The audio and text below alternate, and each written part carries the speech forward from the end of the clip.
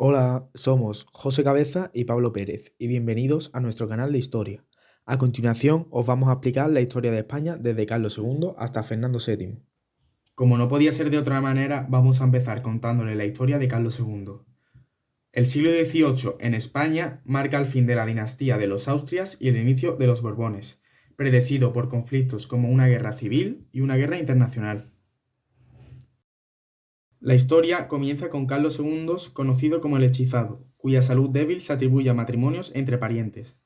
Carlos II, incapaz de gobernar eficientemente, muere en 1700 sin herederos, desencadenando un conflicto sucesorio.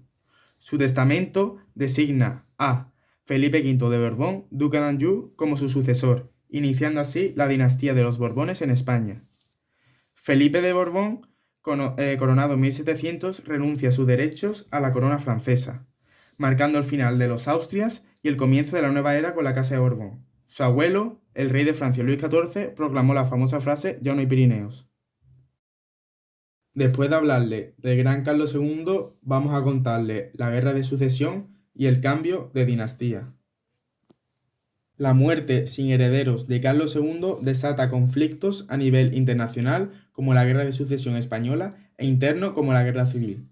La unión de las coronas de España y Francia inquieta a las potencias europeas, especialmente a Inglaterra, temiendo el aumento de poder de Luis XIV a través de su nieto Felipe V. Surge la Gran Alianza en 1701, liderada por Gran Bretaña, el Sacro Imperio y las Provincias Unidas, apoyando al archiduque Carlos de Habsburgo como heredero. La Guerra Civil Española enfrenta a partidarios de Felipe V, los realistas, en Castilla, y a partidarios del archiduque Carlos, austracistas, en Aragón. A nivel internacional, Gran Bretaña, Austria, Portugal, Rusia y Holanda respaldan al archiduque Carlos, mientras que Francia y Castilla respaldan a Felipe. En 1711, el archiduque Carlos heredó Austria, alterando las alianzas. Los tratados de Utrecht ponen fin a la guerra, acordando que Felipe d'Anjou renuncia a la corona francesa. Y España pierde posesiones y Gibraltar pasa a ser de Gran Bretaña, consolidando su poder naval. Aunque la figura de Felipe V ha sido poco estudiosa, su reinado marca una etapa significativa. A continuación vamos a comentar la Guerra Española entre Castilla y Aragón. La guerra civil en España durante la Guerra de Sucesión enfrentó a Castilla, partidaria del centralismo borbónico representada por Felipe d'Anjou, con Aragón, que respalda al archiduque Carlos. La divergencia se debía al desacuerdo con el centralismo borbónico, que buscaba concentrar poder monárquico y eliminar los fueros, afectando a la autonomía de Aragón. La batalla decisiva fue la de Almansa, en 1707, donde las fuerzas de Felipe V vencieron a los austracistas, ocupando Valencia y Aragón. Barcelona resistió hasta el 11 de septiembre de 1714, cuando las tropas borbónicas la conquistaron. El Día de Cataluña conmemora esta fecha y en los partidos del Barcelona, al llegar al minuto 17-14, algunos sectores gritan independencia en reclamo histórico.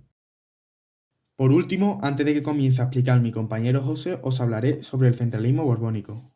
Tras la Guerra de Sucesión, Felipe d'Anjou asume el trono como Felipe V, inaugurando la dinastía borbónica que persiste hasta hoy con Felipe VI. El reformismo borbónico, inspirado por medidas similares a las de Luis XIV en Francia, busca un poder central sólido y una ley uniforme para todos los territorios españoles. Destacan los decretos de nueva planta, que abolieron los fueros, aplicaron el sistema de Castilla en la corona de Aragón, establecieron una contribución única y cerraron las Cortes de Aragón. Felipe V refuerza el poder absoluto concentrándose progresivamente y adopta una política regalista, limitando el poder de la Iglesia para que ningún ente supere a la corona. Este regalismo se vuelve característico en los primeros Borbones.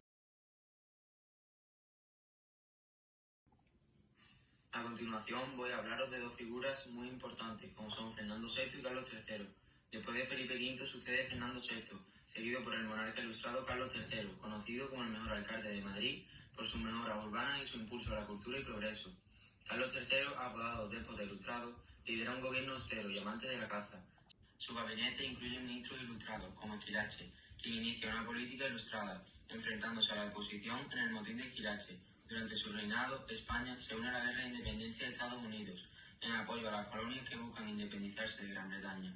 Bajo su gobierno, se observa una mejora generalizada con modernización industrial, descenso de la mortalidad y avances en la agricultura. La época también marca la llegada de la Ilustración a España, aunque de manera gradual y con matices, dejando un legado cultural en forma de ideas, escuelas y academias. Después de Carlos III nos encontramos con Carlos IV, ascendiendo al trono en 1788, es recordado como un monarca despreocupado, cuyo gobierno fue mayormente dirigido por su primer ministro, Manuel Godoy. Temeroso de la Revolución Francesa, Carlos IV delegó funciones y permitió a Godoy establecer una alianza con Napoleón. Firmaron el Tratado de San Ildefonso en 1796, comprometiéndose a permanecer unidos. Godoy busca el favor de Napoleón, permitiendo la entrada de tropas francesas con el Tratado de Fontainebleau en 1807. En 1808, el motín de Aranjuez llevó a la caída de Godoy y a la abdicación de Carlos IV en favor de su hijo Fernando VII. La inestabilidad resultante facilitó a Napoleón dividir y conquistar, convocando a padre e hijo en Bayona, donde se llevaron a cabo las abdicaciones que colocaron a José I Bonaparte como rey de España. Esto marcó el inicio de la historia contemporánea de España. Tras hablaros de Carlos IV, os voy a contar un poco sobre la Guerra de Independencia. La Guerra de la Independencia en España, ocurrida entre 1808 y 1814, se libró a través de guerras contra la invasión napoleónica. El levantamiento en Madrid el 2 de mayo de 1808, sofocado violentamente por Murat, marcó el inicio de la guerra. España, dividida entre afrancesados y patriotas que apoyaban a Fernando VII, formó juntas locales y provinciales, culminando en la Junta Central de Cádiz. A pesar de la desigualdad, las guerrillas españolas resistieron mediante tácticas de emboscada, aprovechando su conocimiento del terreno. Napoleón, inicialmente confiado, se enfrentó a una resistencia feroz, llevándolo a trasladarse a España. La situación cambió en 1812 con la intervención de Gran Bretaña, liderada por el general Wellington, que derrotó a Napoleón en Arapiles. La derrota final de Napoleón en Leipzig en 1813 llevó al Tratado de Valencay, permitiendo a Fernando VII recuperar la corona y Francia retirarse de España. La guerra dejó más de 300.000 muertos y fue tanto un conflicto civil como internacional, pero dio lugar a la constitución más emblemática de España, conocida como la Pepa. Por último, voy a comentar por encima los aspectos más significativos de la vida de Fernando VII. El reinado de Fernando VII en España se dividió en dos periodos, desde 1808 hasta 1814 y desde 1814 hasta 1833. Durante la Guerra de la Independencia, entre 1808 y 1814, España se levantó contra la ocupación napoleónica, y aunque Fernando VII fue capturado inicialmente por Napoleón, regresó al trono después de la retirada de las fuerzas francesas en 1814. En la restauración absolutista, entre 1814 y 1820, el monarca revocó la Constitución de 1812, generando descontento entre los liberales y provocando conflictos y represión. En el breve trienio liberal, entre 1820 y 1823, la presión liberal condujo a un gobierno liberal, pero Fernando VII solicitó la intervención extranjera para restaurar el absolutismo. La Santa Alianza, liderada por Francia, intervino en 1823, reprimiendo a los liberales y restableciendo el gobierno absoluto.